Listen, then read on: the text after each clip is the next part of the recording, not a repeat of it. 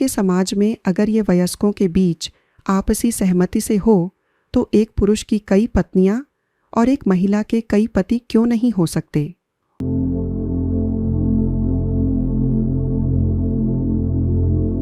देखिए, धरती पर इंसान के अलावा हर प्राणी के लिए शरीर सबसे बड़ी चीज है। इस जीव के इस धरती पर हावी होने का कारण ये नहीं है कि हमारा शरीर सबसे अच्छा है। आपकी तुलना हाथी या बाघ या किसी और जीव से नहीं की जा सकती। आप तो भैंस की बराबरी के भी नहीं हैं। हाँ, ताकत और शारीरिक कौशल के मामले में आप तुलना के काबिल ही नहीं हैं। ये अपनी बुद्धिमत्ता की वजह से प्रभावी है, ये अपनी चेतना की वजह से प्रभावी है।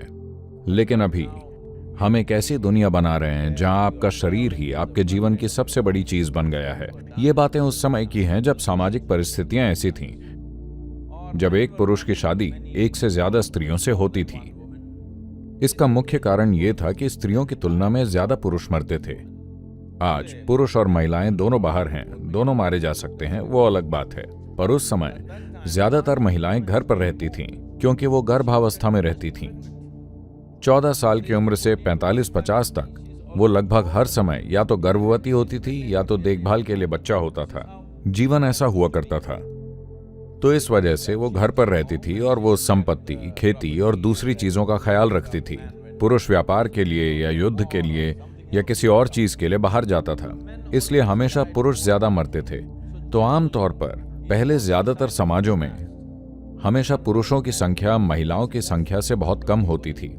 हमेशा दुनिया भर में यही स्थिति थी।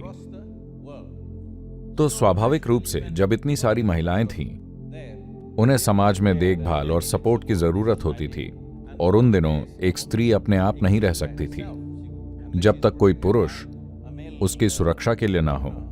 उसके लिए अकेले जीना बहुत कठिन था क्योंकि उसका अलग अलग तरीकों से शोषण हो सकता था। तो हमेशा वो किसी के साथ होती थीं। तो स्वाभाविक रूप से एक पुरुष के पास 2-3 महिलाएं होती थीं क्योंकि जनसंख्या का अनुपात ऐसा था। लेकिन अब ज्यादातर ये बराबर हो गया है।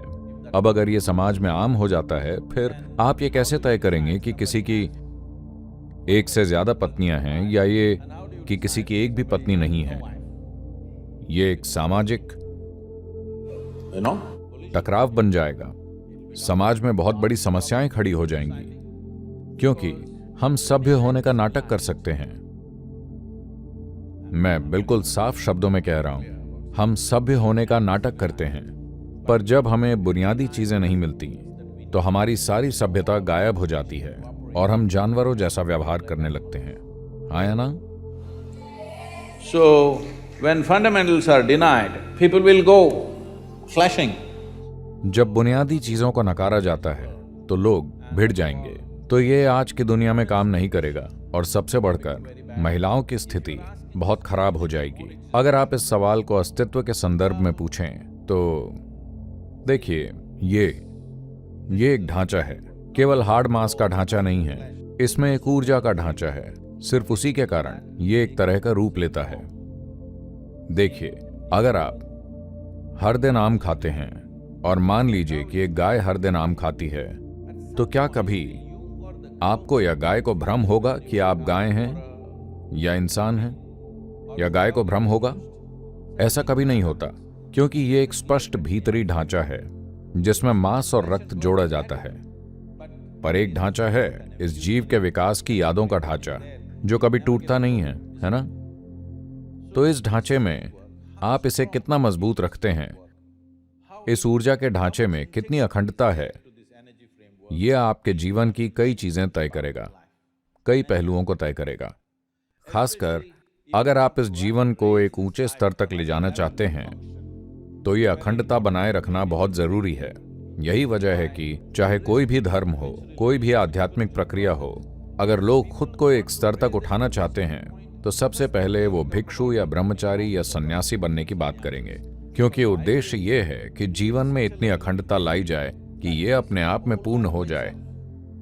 इसे किसी और सहारे की जरूरत ना रहे, न शारीरिक सुख के लिए, न भावनात्मक सुख के लिए, न मनोवैज्ञानिक साथ के लिए। ये किसी का सहारा लेकर नहीं बल्कि अपने बल पर खड़ा रहे, क्योंकि आप इसे कहीं और ले जाना चाहते हैं। अगर आपको सामान्य चीजें चाहिए तो ये सब जरूरी नहीं है। अब आप एक रॉकेट बनना चाहते हैं जो अंतरिक्ष के एक दूसरे आयाम तक जाना चाहता है। तब आपको एक अलग स्तर की शक्ति और अखंडता चाहिए, वरना ये टूट जाएगा। इसलिए आप अपने शरीर को किसी भी चीज के लिए खोलना नहीं चाहते, और खासकर कई पार्टनर्स के लिए खोलने के नकारात्मक पहलू हैं। उस संदर्भ में कितना दर्द और You look at Draupadi's life. आप द्रौपदी के जीवन को देखिए, कितनी अस्थिरता, कितना दर्द, कितना दुख उन्होंने अपने जीवन में सहा, और कितना दर्द और दुख उन्होंने अपने क्रोध, ईर्ष्या और उन चीजों के कारण पैदा किया।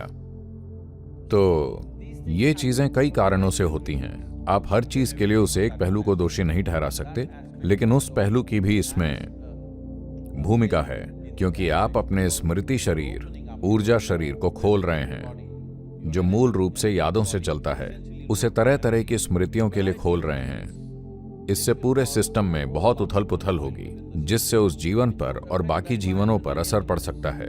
तो द्रौपदी का जीवन एक तरह से उसका उदाहरण है। यही सब कुछ नहीं है, इसी से सब कुछ तय नहीं होता, पर इसका असर होता है।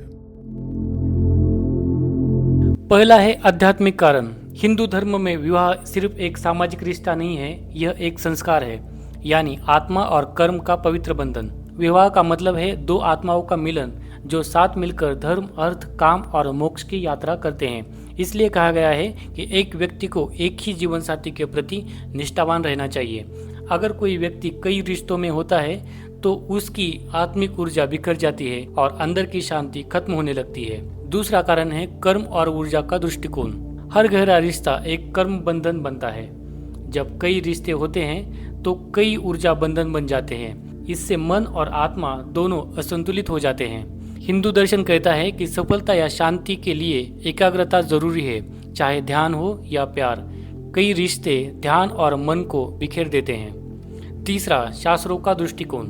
मनुस्मृति और धर्मशास्त्रों में कहा गया है कि एक निष्ठता से परिवार और समाज दोनों में शांति रहती है। रामायण में भगवान राम का आदर्श दिया गया है, सिर्फ सीता माता के प्रति समर्पित। महाभारत और अन्य ग्रंथों में भी यही सिखाया गया है कि सच्चा प्रेम वही है जो आत्मा से जुड़ा हो, न कि सिर्फ शरीर से। चौथा है सामाजिक कारण। एक जीवन साथी से रिश्ते में विश्वास, स्थिरता और सुरक्षा बनी रहती है। परिवार और बच्चों के पालन पोषण में भी यह जरूरी है कि रिश्ता स्थिर और स्पष्ट हो। कई रिश्ते होने से जलन, विवाद और असंतुलन पैदा होता है, जिससे परिवार और समाज दोनों कमजोर पड़ते हैं। पांचवा कारण है मानसिक और भावनात्मक दृष्टिकोण। हिंदू धर्म में प्रेम का अर्थ सेवा और त्याग भी है। जब हम एक व्यक्ति से सच्चा प्रेम करते हैं तो धीरे धीरे हमारा प्रेम आत्मिक रूप ले लेता है। यह गहराई से सिर्फ तभी संभव है जब मन और आत्मा एक ही व्यक्ति के प्रति समर्पित हो।